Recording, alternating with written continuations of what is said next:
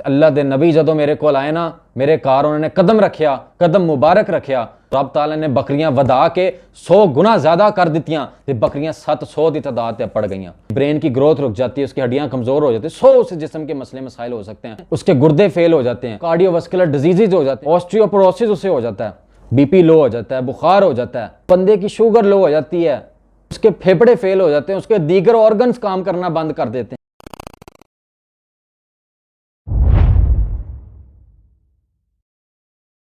बिस्मिल्लाहिर्रहमानिर्रहीम अल्हम्दुलिल्लाहि रब्बिल आलमीन अस्सलातु वस्सलामु अलैका या सय्यदी या रसूलल्लाह व अला आलिका व अस्हाबिका या खातमन नबिय्यीन सुब्हानकल्लाहुम्मा व बिहम्दिका अशहदु अल्ला इलाहा इल्ला अंता अस्तगफिरुका व अतूबु इलैक। हदीस पाक आपकी खिदमत में पेश करना चाहता हूँ। अल-खसाइसुल कुबरा में हाफिज़ जलालुद्दीन सयूती ने इसे लिखा है और इब्न असाकिर ने भी, इमाम बहकी ने भी और खतीब बगदादी ने भी इसे अपनी तारीख में लिखा है।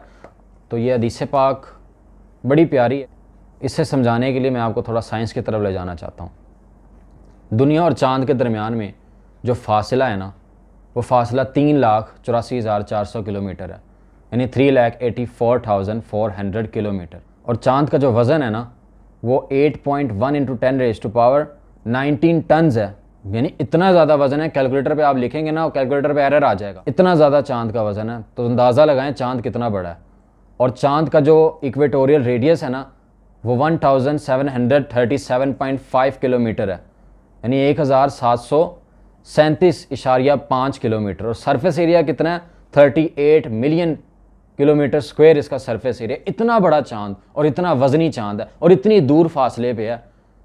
अब मैं आपको हदीस पाक की तरफ ले जाना चाहता हूँ ताकि आपको समझ आए अल्लाह के नबी की शान रिफ़तें क्या है, अल्लाह के नबी का मकाम क्या है। हदीस पाक इस तरह है, हज़रत अब्बास रज़ी अल्लाह ताला अन्हु, अब्बास बिन अब्दुल मुत्तलिब, इनसे अल्लाह के महबूब सल्लल्लाहु अलैहि वसल्लम ने पूछा, मेरे चचा आपको किस चीज़ ने इस्लाम में दाखिल होने की तरगीब दिलाई?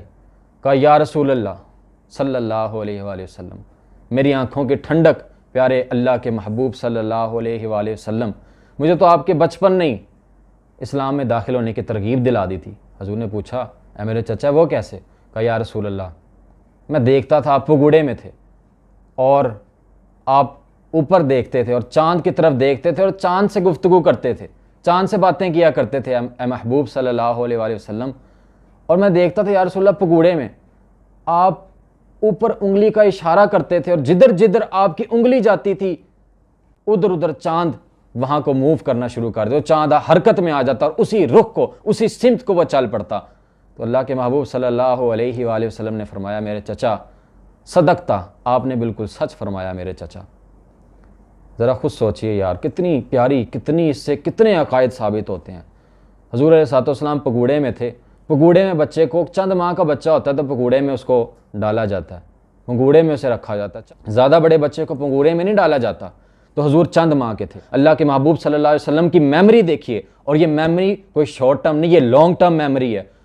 कोई आम बच्चा हो ना, 1 साल बाद उसकी जो मेमोरी थोड़ी बहुत होती है वो भी शॉर्ट टर्म होती है, लेकिन अल्लाह के महबूब सल्लल्लाहु अलैहि वसल्लम ने फरमाया, आपने सच फरमाया। इस उम्र में तो बच्चा अपने बाप को नहीं सियानता, जिस उम्र में ये वाकया पेश आया आपने फरमाया सच का, यानी कि आपको पता था कि ये सारे मामला हुए हैं और आपने सच फरमाया। और फिर हुज़ूर अलैहिस्सलाम ने फरमाया, आपने सच फरमाया, मैं चाँद से बातें करता था और चाँद मुझसे बातें करता था, इन रिटर्न वो भी आपको जवाब देता था। और जब वो चाँद अर्शे इलाही के नीचे सजदा करता था ना, उसके सजदा करने की तस्बीह को भी मैं समाअत फरमाता था। फरमाया सच फरमाया मेरे चचा कि अल्लाह के नबी की मेमोरी देखिए कि आपको हर चीज़ वो याद थी, जो जो वाक़यात पेश आए। तो ये हजूर के बचपन का आलम है, बचपन में आपका ये आलम है, बचपन में आपके हाफजे का, ये मेमोरी का, ये लॉन्ग टर्म मेमोरी अल्लाह ने आपको अता की थी बचपन से। अब ज़रा गौर कीजिए, चाँद और ज़मीन का फासला कितना है? 3,84,400 किलोमीटर, इतना ज़्यादा फासला।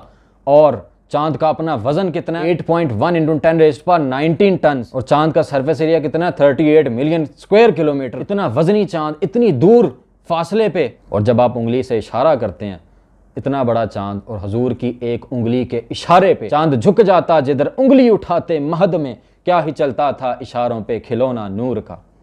और हजूर अलैहिस्सलाम फरमाते हैं, मैं उससे बातें करता था और वो मुझसे बातें करता था। ये हजूर का बचपन है, पगूड़े के अंदर है, बचपने के अंदर हजूर साहब चंद माह के हैं और इतनी दूर चांद वो गुफ्तगू कर रहा है और अल्लाह के नबी सल्लल्लाहु अलैहि वसल्लम उससे समात फरमा रहे हैं। इससे पता चला कोई मिसल नहीं ढोलन दी, चुप कर मेहरे अली, इत्थे जा नहीं है बोलन दी, ये हजूर का बचपन है। बचपन में हजूर अलैहिस्सलाम की कुव्वत समात, कुव्वत गोयाई इस कमाल को पहुंची थी कि 3,84,400 किलोमीटर के फासले पे चांद की गुफ्तगू को समात फरमा रहे हैं। जब रब ने चांद को आपका खिलौना बनाया तो चांद, जब हजूर की मोहब्बत उस चांद के दिल में आई ना, तो उस चांद के रब ने ये कमाल अता किया कि हजूर बोल रहे हैं और हजूर की सदके से वो चांद भी इतनी दूर से समात फरमा रहा है। ये हजूर के नालैन की बरकत है, हजूर के कदमों की खैरात है उस चांद को जो मैसर आई कि वो भी हजूर सल्लम की आगे गुफ्तगू का रिप्लाई भी कर रहा है।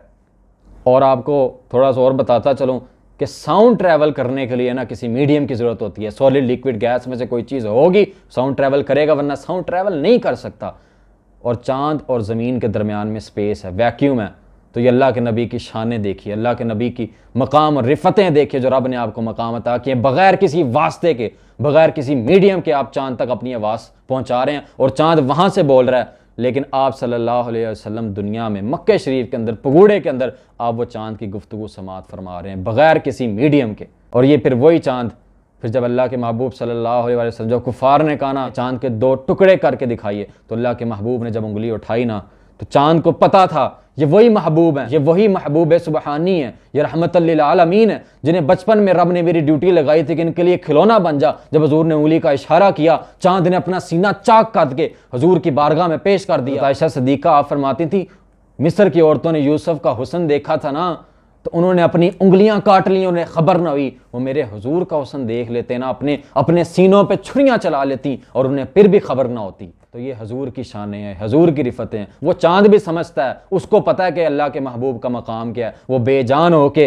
रब ताला ने उसे समझ अता की है। और आज का बंदा जो ईमान का दावा भी करे और वो कहे कि अल्लाह के नबी को दीवार के पीछे का इल्म नहीं है, अल्लाह के नबी यहाँ मदीने से, यहाँ पे लाहौर वालों की बात नहीं, पाकिस्तान वालों की बात नहीं सुन सकते, ऑस्ट्रेलिया वालों की बात नहीं सुन सकते, अल्लाह के नबी 3,84,000 किलोमीटर के फासले से जो एक बेजान है उसकी आवाज़ को रब ताला की इताअत से समात फरमा सकते हैं, तो हम यहाँ पे बैठ के अगर पढ़ें मुस्तफ़ा जान रहमत पे लाखों सलाम, ये कैसे मुमकिन है कि अल्लाह के नबी को पता ही ना हो कि उनका उम्मती उन पर दरूद और सलाम भेज रहा है। और फिर आपने क्या फरमाया, अल्लाह के महबूब ने फरमाया सिर्फ ये नहीं, बल्कि जब वो अर्श इलाही के नीचे सजदा करता था ना, तो उसके सजदे की तस्बीहात को भी मैं समात फरमाता था। इधर साथ वाला बंदा नमाज पढ़ रहा हो ना, वो सजदे में क्या पढ़ रहा है वो आपको आवाज़ नहीं आ सकती, ना आपको आवाज़ आती है। तो ये तो चांद है और अर्श इलाही के नीचे सजदा कर रहा है, तो फिर मैं क्यों ना कहूँ, ऐसा कोई महबूब ना होगा न कहीं है, बैठा है चटाई पर मगर अर्श नशी है, मिलता नहीं क्या क्या दो जहां को तेरे दर से, एक लफ्ज़ नहीं है जो तेरे लब पे नहीं है, हर एक को मुयस्सिर कहाँ इस दर की गुलामी, इस दर का तो दरबां भी जिब्रील अमी है। तो ये अल्लाह के नबी की शानें हैं बचपन में। और रब ताला ने आपसे क्या फरमाया, वल आखिरतु खैरुल लका मिनल ऊला, महबूब आपकी हर आने वाली घड़ी वो आपकी पिछली से बेहतर होगी। तो बचपन में ये हजूर का आलम है, हजूर की समात का, हजूर की उंगली के इशारे का और हजूर के कुव्वत का, हजूर की मेमोरी का। तो ज़रा अंदाज़ा लगाइए हजूर को मज़ीद कमालात जब रब ने अता किए होंगे और अभी तक करता आ रहा है, तो फिर क्यों करना कहूँ या हबीबी अगिस्नी, इसी नाम से हर मुसीबत टली है। क्यों ना हम पुकारें या रसूल अल्लाह मदद, जब अल्लाह के महबूब को बचपन में इतनी कुव्वत अता की हैं, तो फिर कैसे मुमकिन है आज कोई उनको पुकारे तो वो मदद को नहीं आएंगे। और इब्ने हजर अस्कलानी रहमतुल्लाह फरमाते हैं, जो हजूर का गहवारा, हजूर का जो पगूड़ा था ना, और फरिश्ते उसे झूला दिया करते थे। और बचपन में जिन्होंने फ़रिश्तों को देखा हो और फरिश्ते उनका झूला, उनके गहवारे का झूलते हों, तो ये कैसे मुमकिन है कि फिर गारे हिरा में फ़रिश्ता है तो वो फरिश्ते को देख के घबरा जाएं, पता नहीं उम्मत को किस तरफ लगा रहे हैं ये लोग। तो ये मैं हजूर का बचपना आपके सामने जिक्र कर रहा था। हजूर अलैहिस्सलाम हलीमा सादिया आई ना, हज़रत बीबी आमिना रज़ी अल्लाह तआला अन्हा के पास, बड़ी तंगदस्त और बड़ी कमज़ोर, और वहाँ पे उनके इलाके में बनु साद में वहाँ कहत साली थी, जानवर बेचारों के थन सूख चुके थे, जानवर मर रहे थे भूखों प्यास से, बंदे मर रहे थे तो जानवर क्या चीज़ है। तो जब हजूर अलैहिस्सलाम को लेके गई ना, तो वहाँ पे उनकी गुर्बत का आलम तो हर एक को मालूम था।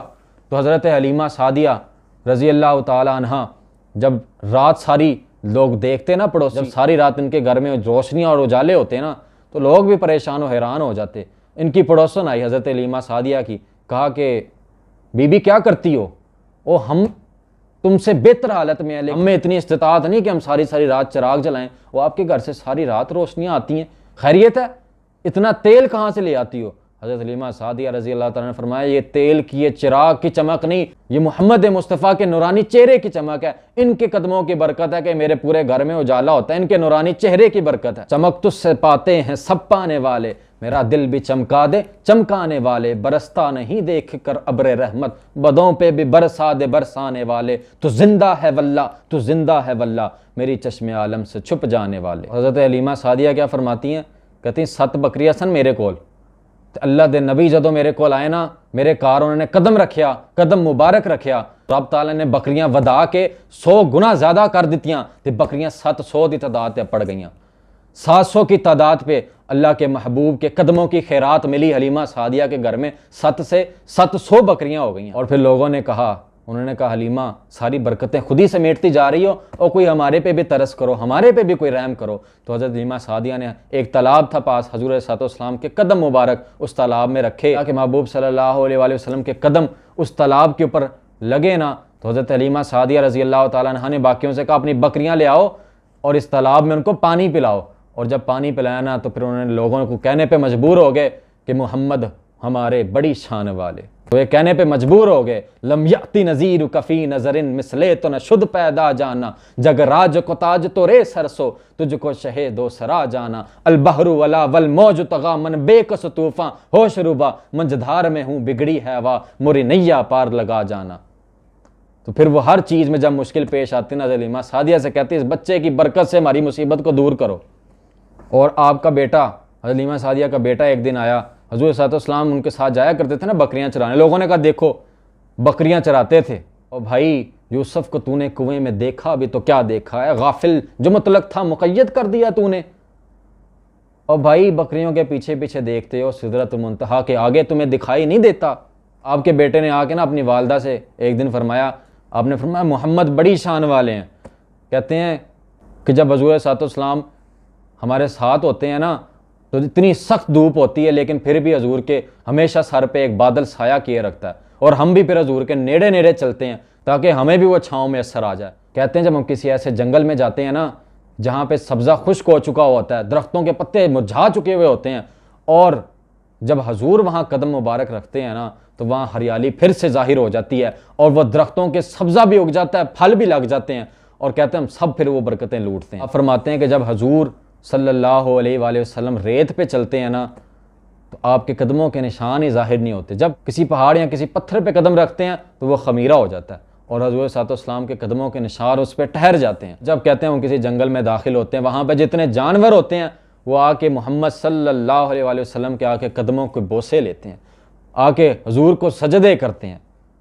ज़ेरां ज़बरां शद्दां मद्दां सब शान नबी विच आइयां, वो आमा लोकां खबर ना कोई ते खासा रमज़ा पाइयां हूँ।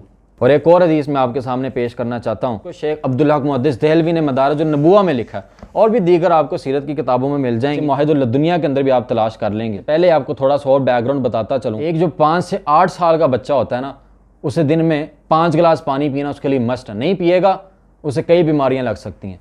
और ये 1 लीटर बनता है और उसको 1500 से 2000 कैलोरीज चाहिए होती हैं। 5 वक्त में उसे कुछ ना कुछ खाने को ज़रूर देना चाहिए, वरना उसकी ब्रेन की ग्रोथ रुक जाती है, उसकी हड्डियाँ कमज़ोर हो जाती है, 100 से जिस्म के मसले मसाइल हो सकते हैं नॉर्मल। और जो एक हट्टा कट्टा इंसान है ना, अगर वो 14 दिन तक, एवरेज बता रहा हूँ, कि 14 दिन तक कुछ खाए ना तो उसे क्या क्या बीमारियां लाहिक हो सकती हैं। उसके गुर्दे फेल हो जाते हैं, कार्डियोवास्कुलर डिजीजेज हो जाते हैं, ऑस्टियोपोरोसिस उसे हो जाता है, बीपी लो हो जाता है, बुखार हो जाता है, बंदे की शुगर लो हो जाती है, उसके फेफड़े फेल हो जाते हैं, उसके दीगर ऑर्गन्स काम करना बंद कर देते हैं। उसके बाद भी तो उस बंदे को अगर आपने बचाना होना तो फिर अस्पताल के धक्के खाने पड़ते हैं, उसे फिर ग्लूकोज की बोतलें लगती हैं, उसे खून की बोतलें लगती हैं, फिर भी पता नहीं उसके चांस बड़े कम होते हैं कि बंदा बचेगा कि नहीं बचेगा। सारी ज़िंदगी फिर वो दवाइयों पर लगा रहता है जो उसे बीमारियाँ उस वक्त लाहिक हो जाती हैं उनकी वजह से। अब मैं आपको बताऊँ ये हदीस, तो सुनिए। हज़रत उम्मे ऐमन रज़ी अल्लाह ताला अन्हा आप फरमाती हैं, अब ज़रा गौर से सुनिएगा। उम्मे ऐमन कौन है? हज़रत अब्दुल्ला रज़ी अल्लाह ताला अन्हा की आज़ाद करदा कनीज़ हैं, और आप सल्लल्लाहु अलैहि वसल्लम की इन्होंने भी, हलीमा सादिया के बाद इन्होंने भी हुज़ूर सल्लल्लाहु की परवरिश की थी। हज़रत आमिना रज़ी अल्लाह ताला अन्हा के साथ आप भी गई थी, और रास्ते में फिर हुज़ूर सल्लल्लाहु की वालदा माजिदा का अबवा के मकाम पर आपका विसाल हो गया। तो हज़रत उम्मे ऐमन, तब हुज़ूर सल्लल्लाहु की 5, 6 या 7 साल आपकी उम्र थी। हज़रत उम्मे ऐमन अब क्या फरमाती हैं, हदीस पाक क्या, शेख अब्दुल हक मुहद्दिस देहलवी क्या लिखते हैं, आप फरमाते हैं कि उम्मे ऐमन रज़ी अल्लाह ताला फरमाती हैं कि हज़ूर सल्लल्लाहु ने कभी भी भूख और प्यास की शिकायत नहीं की। आप सल्लल्लाहु अलैहि वसल्लम, सारी चीज़ें ज़हन में रखना, हज़रत उम्मे ऐमन फरमाती हैं हुज़ूर अलैहिस्सलाम ने कभी भी भूख और प्यास की शिकायत नहीं की, सिर्फ एक प्याला आप सुबह के टाइम जमजम का नोश फरमाते और फिर सारा दिन कुछ भी ना खाते, कुछ भी ना पीते। और जब पूछा जाता हजूर से खाने के बारे में, हजूर अलैहिस्सलाम फरमाते हैं मुझे खाने की रगबत नहीं है, मुझे खाने की रगबत नहीं है। वाह सुबहान अल्लाह। वह हदीस पाक मौजूद है ना, अल्लाह के नबी ने सोमे विसाल के रोज़े रखे, साहबा ने देख के साहबा निडाल हो गए, कमज़ोरी से बेहोश हो गया। हजूर अलैहिस्सलाम ने पूछा इनको क्या हुआ, पता था लेकिन उम्मत को बताना चाहते थे, क़यामत तक सारे लोगों को ये पता चल जाए कि मेरी शानें क्या, रब ताला ने मेरी तख्लीक कैसे फरमाई है। पूछा गया क्या हुआ है, कहा हजूर आपको देख के सोमे वसाल के रोज़े रखे। हजूर ने फरमाया ये मिसली, और तुम में से मेरी मिसल कौन है, मेरा रब मुझे खिलाता है, मेरा रब मुझे पिलाता है। तो हजूर अलैहिस्सलाम का बचपन में ये आलम है। खुद सोचिए अब भी कोई अगर शख्स कहे कि हजूर मेरी मिसल है, इतनी इज्जत करो जितने बड़े भाई की करते हो, उसको खुद अकल के नाखून लेने चाहिए। अकल होती तो खुदा से न लड़ाई लेते, ये घटाएं उसे मंजूर है बढ़ाना तेरा। तो ये अल्लाह के महबूब को अल्लाह ने शानें अता की हैं। कोई और बंदा हो ना और फिर अपना इस तरह छोड़े सारा कुछ खुराक अपनी, फिर अपने आप को जो मुकाबले में लाते हैं हजूर के, फिर अपना हशर देखे उनके साथ होता क्या, रब उनके साथ करता क्या। तो फिर मैं क्यों ना कहूँ महबूब खुदा का कोई हम पाया नहीं है, इस शान का मुरसल तो कोई आया नहीं है। महबूब ने महबूब को बेमिसल बनाया, वहाँ जिस्म नहीं है तो यहाँ साया नहीं है। ज़ेरा ज़बरां शद्दा मद्दां सब शान नबी विचाइयाँ, आमा लोकां खबर ना कोई ते खासा रमज़ा पाइयाँ हूँ। आखिर में सिर्फ यही पैगाम है, इश्क सरकार की एक शम्मा जला लो दिल में, बाद मरने के लहद में भी उजाला होगा। और इश्क नबी को सीनों में बसाए रखना ये ख़जाना है, लुटेरों से बचाए रखना। वमा तौफ़ीकी इल्ला बिल्लाह।